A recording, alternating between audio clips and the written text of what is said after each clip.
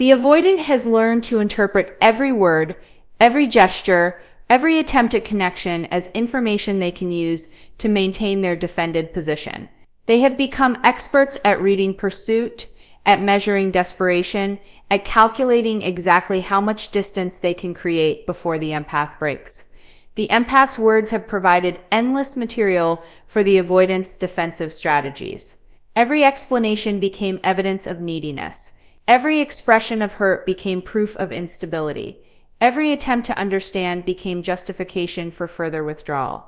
The avoidant has built their relational fortress using the empath's communication as building blocks, transforming genuine attempts at connection into weapons against intimacy itself. Then the words stop. The pursuit ends. The silence arrives not as temporary withdrawal, but as a fundamental shift in the empath's engagement.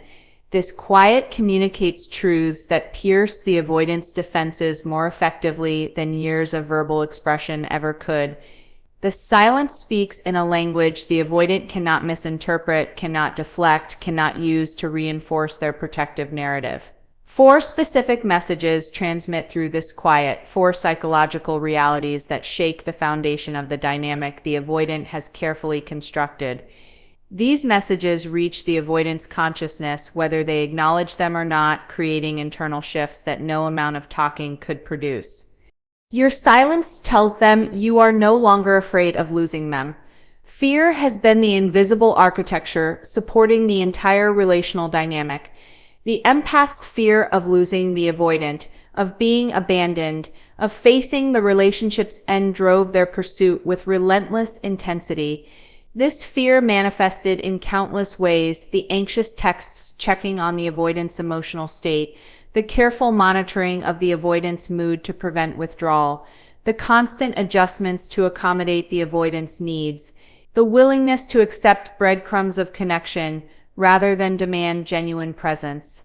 The empath's behavior communicated clearly that losing the avoidant represented their greatest terror, that they would tolerate almost anything to prevent the relationship's dissolution. The avoidant recognized this fear and, consciously or unconsciously, used it as leverage. The avoidant understood that the empath's terror of abandonment gave them ultimate control over the relationship's terms. They could withdraw knowing the empath would pursue. They could offer minimal effort knowing the empath would accept it gratefully. They could maintain emotional distance, knowing the empath would bridge the gap through their own labor. The empath's fear became the avoidant's power. The guarantee that the avoidant could have connection without vulnerability, relationship without risk. When silence replaces pursuit, this fundamental power structure collapses. The quiet communicates that the empath has released their attachment to the relationship's continuation. The silence does not carry anger or punishment. It holds something far more threatening to the avoidant: indifference, born from acceptance. The empath has moved through their fear and arrived at a place where losing the avoidant no longer represents catastrophe. This internal shift manifests as sustained withdrawal of engagement, as refusal to pursue, as comfort with the relationship's potential end. The avoidant feels this shift viscerally, even if they cannot articulate it consciously. They have become attuned to the empath's fear because that fear has fueled the dynamic that allowed the avoidant to remain defended. When the fear dissolves, the avoidant loses their primary tool for maintaining control. They can no longer withdraw and rely on the empath's anxious pursuit to restore connection on the avoidant's terms. They cannot use distance as a weapon because the empath no longer experiences distance as a threat. The silence communicates that the empath has genuinely detached from the outcome, that they have made peace with whatever unfolds, including the relationship's complete dissolution. This message destabilizes the avoidant profoundly because it reverses the power dynamic they have relied upon. Previously, the avoidant held power through their willingness to withdraw, their comfort with distance, their ability to remain emotionally disconnected. The empath's fear of these things gave the avoidant control. When silence reveals the empath no longer fears what the avoidant threatens, the power shifts entirely. The avoidant confronts the reality that they may care more about maintaining connection than the empath does, that their position of defended distance may cost them the relationship, that their withdrawal may finally succeed in driving the empath away permanently. The psychological impact varies based on the avoidant's actual attachment to the empath. If the avoidance connection has been shallow, based primarily on the ego satisfaction of being pursued and desired, the empath's fearlessness may trigger the avoidant's complete disengagement. The avoidant loses interest when pursuit ends because the pursuit was the point. The relationship held value only insofar as it provided validation through the empath's fear-driven chase.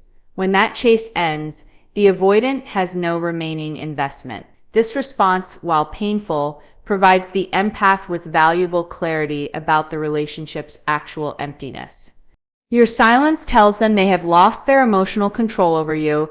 The avoidant has wielded emotional control as their primary relational tool.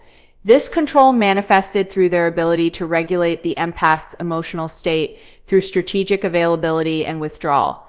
When the avoidant offered attention, affection, or vulnerability, the empath responded with relief, hope, and intensified investment. When the avoidant withdrew, created distance, or became cold, the empath experienced anxiety, confusion, and desperate attempts to restore connection. This predictable pattern gave the avoidant tremendous power. They could manipulate the empath's emotional state through calculated doses of presence and absence.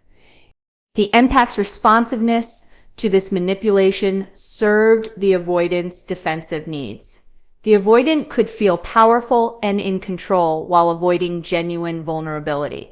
They could maintain their defended position while still experiencing the ego satisfaction of affecting another person deeply. The empath's emotional reactivity confirmed the avoidant's importance and desirability. Every anxious text, every hurt expression, every desperate attempt at understanding proved that the avoidant mattered, that they held power over someone else's internal state. This power substituted for the intimacy the avoidant could not risk. The avoidant's control extended beyond simply triggering the empath's emotions. They controlled the relationship's entire emotional landscape, determining when connection occurred and when distance prevailed. They decided when the empath received warmth and when the empath faced coldness. They chose when to offer explanation and when to leave the empath confused. They selected when to validate the empath's perceptions and when to deny reality itself. This comprehensive control allowed the avoidant to have a relationship entirely on their terms, never risking the vulnerability that mutual emotional influence requires. Silence demolishes this control structure completely. When the empath becomes quiet, they remove themselves from the avoidant's emotional manipulation. The avoidant can no longer regulate the empath's state through strategic availability because the empath has stopped seeking the avoidant's presence. The avoidant cannot trigger anxiety through withdrawal because the empath has already withdrawn. The avoidant loses their ability to create hope through intermittent warmth because the empath no longer orients toward the avoidant's offerings. The entire system of emotional control that the avoidant constructed collapses when the empath exits the dynamic. This loss of control registers as threatening to the avoidant's sense of security. The avoidant has organized their relational approach around maintaining power through emotional manipulation. When that power disappears, the avoidant experiences destabilization.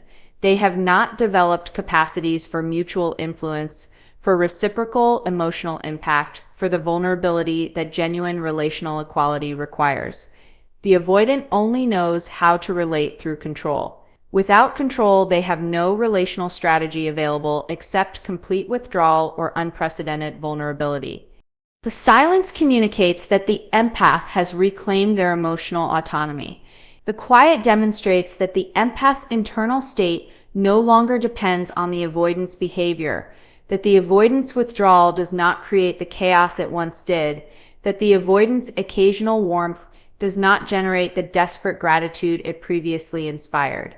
The empath has stabilized their emotional experience independent of the avoidant's manipulations. This stabilization represents the ultimate loss of control from the avoidance perspective. The avoidant often responds to this loss by attempting to reassert control through escalated tactics.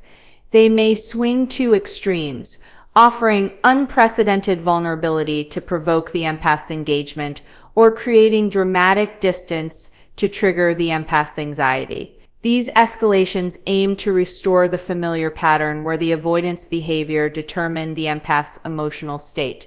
When silence persists despite escalation, the avoidant must confront that their manipulations no longer work, that they have genuinely lost their power over the empath's internal experience.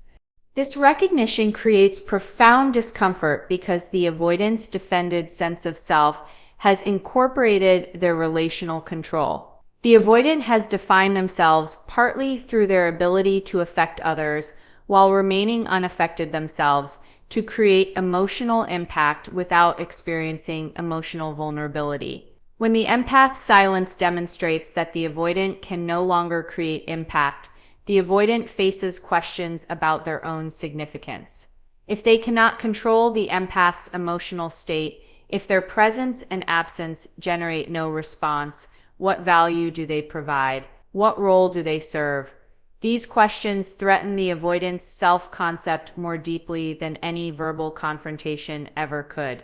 The empath's previous emotional reactivity, while uncomfortable for the avoidant, confirmed the avoidant's importance and desirability. The tears, anger, and desperate pursuit all validated that the avoidant mattered enough to generate strong feelings. Silence communicates that the avoidant has lost even this validation.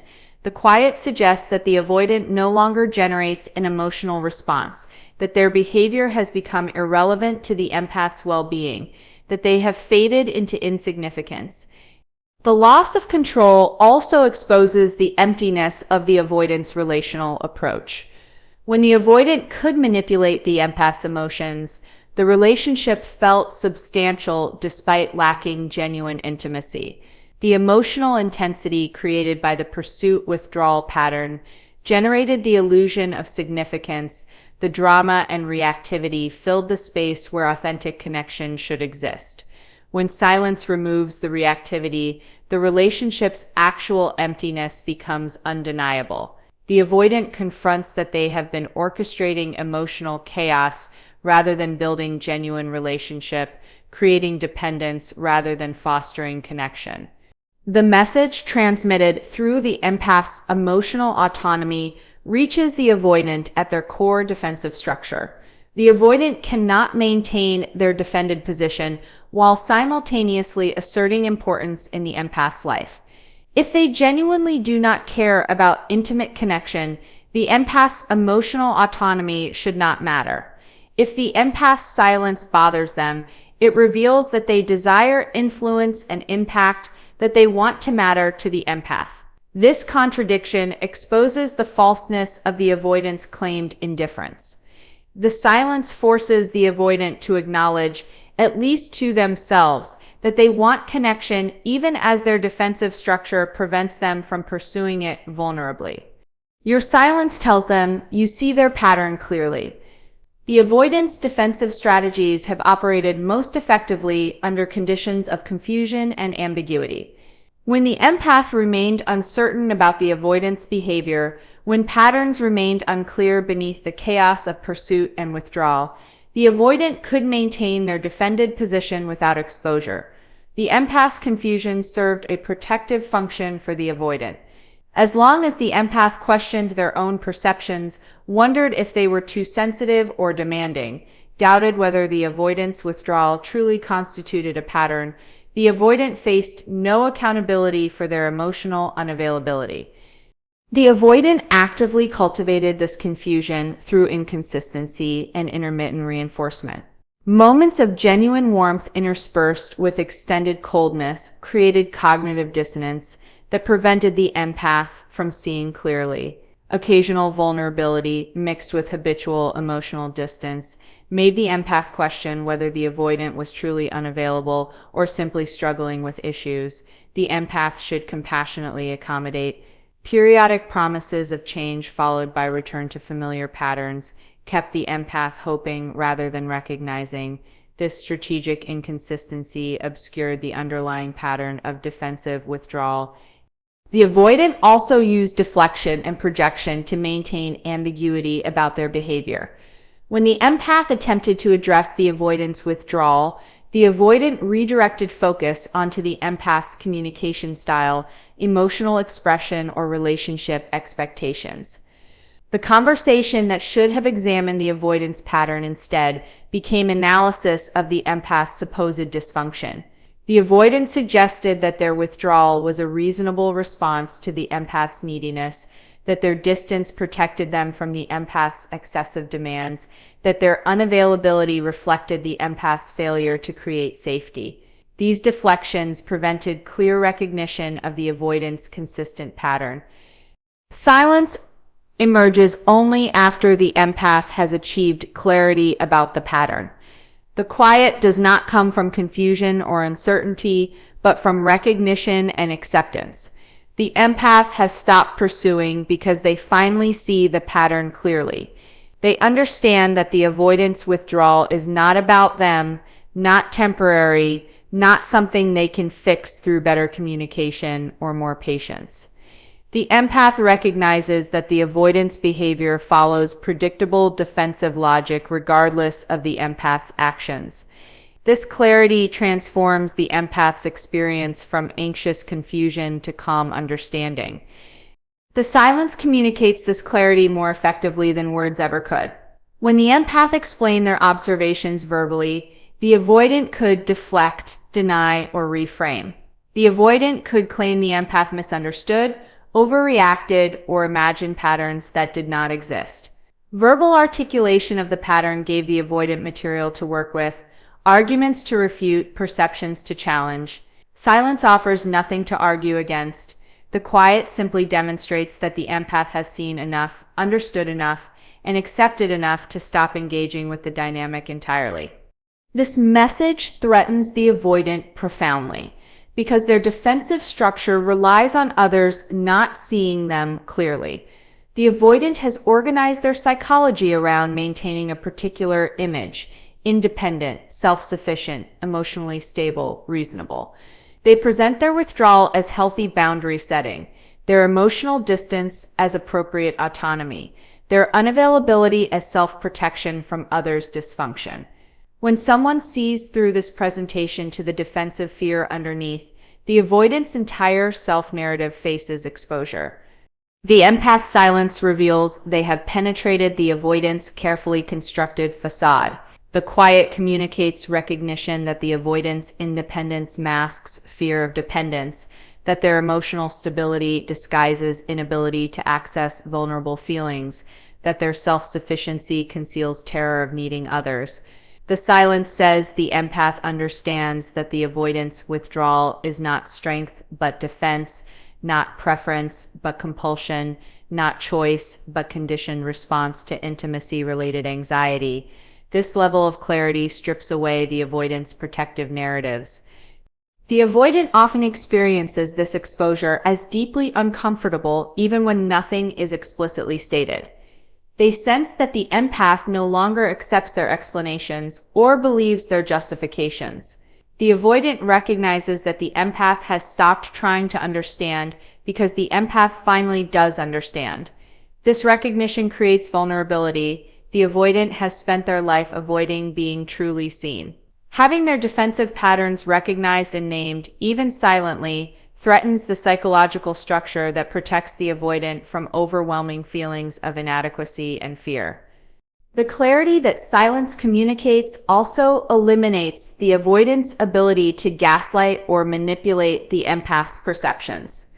The avoidant can no longer suggest that patterns do not exist when the empath has stopped debating their existence. The avoidant cannot convince the empath that their perceptions are distorted when the empath has withdrawn from conversation entirely. The silence demonstrates that the empath trusts their own observations more than the avoidant's reframing, that the empath has stopped seeking the avoidant's validation of their reality. This shift represents a fundamental loss of control for the avoidant. The pattern recognition that produces silence also reveals to the avoidant that their behavior has been predictable rather than mysterious or complex. The avoidant may have believed their emotional unavailability was subtle, that their defensive withdrawal was not obvious, that their pattern was difficult to detect. The empath's silence communicates that the pattern was actually transparent, that the defensive strategies were recognizable, that the avoidant's behavior followed such consistent logic that engagement became pointless. This recognition can wound the avoidant's ego, confronting them with their own psychological simplicity rather than the complexity they imagine. The message transmitted through pattern recognition reaches the avoidant's awareness, regardless of whether they acknowledge it consciously. The avoidant knows at some level that they have been seen, that their defensive strategies have been identified and cataloged, that they can no longer hide behind confusion or ambiguity. This knowledge creates pressure toward either authentic self-examination or complete relational termination. The middle ground, where the avoidant could maintain a defended position while keeping the empath engaged, no longer exists. The silence says the empath has seen enough to make a decision, has recognized enough to stop hoping for change, has understood enough to protect themselves through withdrawal. The avoidant may attempt to restore ambiguity through sudden behavioral shifts designed to confuse the empath's newly achieved clarity. They might offer unprecedented vulnerability, make dramatic promises of change, or display emotions they have never shown. These attempts aim to make the empath question whether they truly saw the pattern clearly, whether perhaps the avoidant is capable of change, whether maybe the relationship could transform. When silence persists despite these maneuvers, the avoidant must accept that the empath's clarity is solid, that pattern recognition cannot be undone through temporary behavioral adjustment, that the empath has moved beyond hoping for transformation.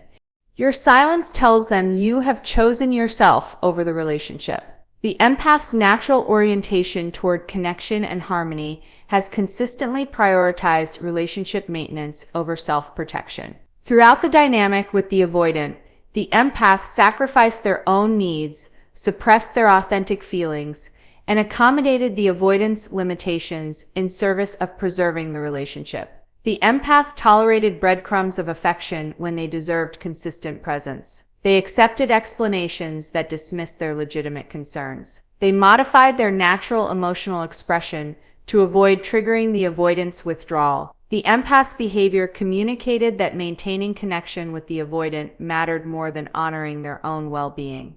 This self-abandonment served the avoidant's defensive needs perfectly. The avoidant could remain emotionally unavailable while the empath compensated through increased effort and accommodation. The avoidant never faced consequences for their withdrawal because the empath absorbed all relational costs. The dynamic functioned smoothly from the avoidant's perspective because one person sacrificed themselves to maintain connection while the other person maintained defensive distance. The avoidant came to expect and depend on the empath's willingness to prioritize relationship over self. Silence represents the empath's fundamental reorientation from relationship focus to self-focus.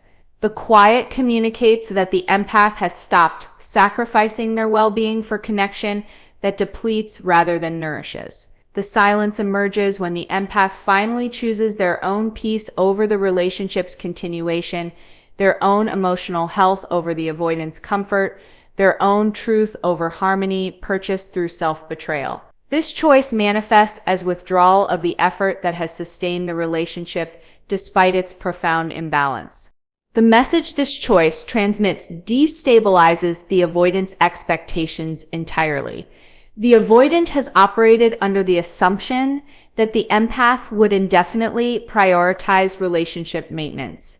The avoidant believed they could remain defended while the empath did the work of connection, that they could withdraw while the empath pursued, that they could offer minimal effort while the empath provided maximum accommodation. The empath's silence reveals these assumptions were wrong, that the empath's patience has limits, that continued self-abandonment in service of the relationship is no longer acceptable. This realization confronts the avoidant with accountability they have avoided through the entire relationship. As long as the empath prioritized connection over self, the avoidant never had to change or grow. The relationship continued regardless of the avoidant's emotional unavailability because the empath compensated for what the avoidant could not provide. When the empath chooses themselves, the avoidant faces the reality that the relationship cannot continue on the previous terms. The avoidant must either develop new capacities or accept the relationship's dissolution. The choice that allowed comfortable distance while maintaining connection no longer exists. The silence communicates that the empath has recognized their own worth independent of the relationship. Throughout the pursuit-withdrawal dynamic, the empath's sense of value became entangled with the avoidant's intermittent validation. When the avoidant offered attention, the empath felt worthy. When the avoidant withdrew, the empath questioned their value. This external regulation of self-worth kept the empath trapped in pursuit of the avoidant's approval.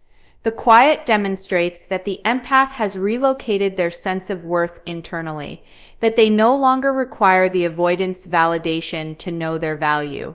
This shift threatens the avoidant's position because it eliminates their leverage. The avoidant's power derived partly from the empath's dependence on the avoidant for self-worth confirmation. When the empath needed the avoidant's approval, the avoidant could withhold or grant it strategically to maintain control. When the empath no longer seeks this approval, when silence reveals self-possession and internal validation, the avoidant loses their ability to manipulate through intermittent reinforcement. The empath's choice of self over relationship demonstrates that the avoidant has become optional rather than essential to the empath's sense of value. The prioritization of self that silence communicates also reveals the empath's growing understanding that the relationship was extractive rather than reciprocal. The empath gave consistently, while the avoidant took selectively. The empath offered vulnerability, while the avoidant maintained walls. The empath provided emotional labor, while the avoidant conserved their energy for self-protection. This imbalance drained the empath while serving the avoidant's defensive needs.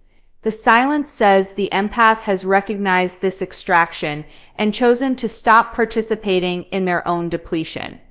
The avoidant may respond to this message with attempts to restore the previous dynamic where the empath prioritized relationship over self. The avoidant might suddenly display need, manufacturing situations that would previously have activated the empath's caretaking impulses. They might offer just enough vulnerability to tempt the empath back into relationship focus. They might create crises that demand the empath's attention and energy. These tactics aim to pull the empath out of self-focus and back into the familiar role of relationship maintainer at personal cost. When silence persists despite these manipulations, the avoidant must confront that the empath has fundamentally changed priorities. The quiet withstands the avoidant's attempts to restore the old pattern. The empath maintains self-focus even when the avoidant presents opportunities to abandon themselves again. This consistency demonstrates that the empath's choice was not temporary reaction or strategic withdrawal, but genuine reorientation of values and boundaries. The silence says the empath has learned that relationships requiring constant self-abandonment are not worth maintaining regardless of the avoidant's intermittent offerings. The message of self-prioritization reaches the avoidant as both loss and liberation. The avoidant loses the relationship structure that allowed defended distance while maintaining connection. They lose access to the empath's effort, accommodation, and pursuit. They lose the ego satisfaction of being desired despite offering minimal reciprocity. Yet the avoidant also receives liberation from the weight of the empath's hope and expectation. The silence releases the avoidant from the discomfort of disappointing someone who keeps believing in their potential for change. The quiet frees the avoidant to either examine their defensive structure without the empath's presence complicating that work, or to find another person willing to accommodate their emotional unavailability.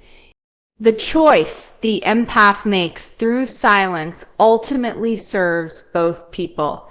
If the avoidant can receive the message without defensive distortion, the empath reclaims their well-being and stops participating in a dynamic that depleted them.